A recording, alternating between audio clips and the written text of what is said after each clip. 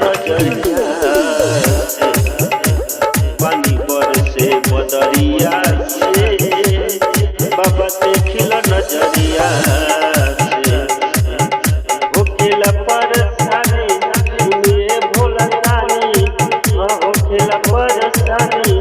सुनिए भोला दानी कठिन डगरिया से पानी बरसे बदरिया से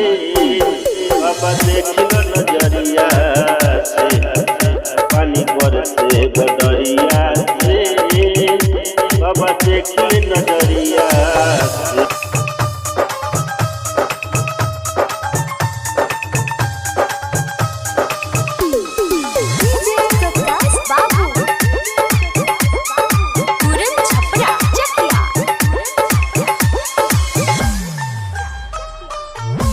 भंगिया धतूरा गंगा जलवा लल मन बेल के बतैनिया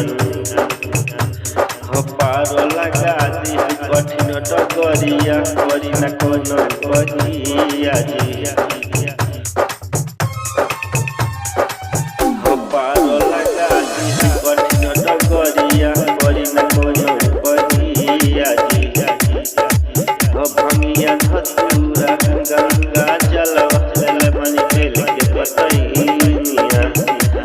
पार लगा दी कठिन डगरिया करी न कोनो कहिया जिया पहले सोमारी कैसे जल ढारी पहले सोमारी कैसे जल ढारी दुर्बावे नगरिया से पानी बरसे बदरिया से बाबा देखिल नजरिया से पानी बरसे बदरिया से बाबा देखिल नजरिया से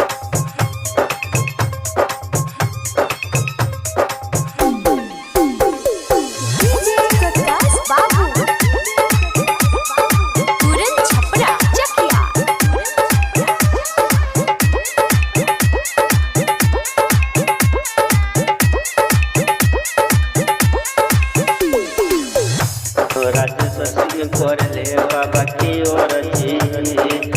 अब न देरी लगाई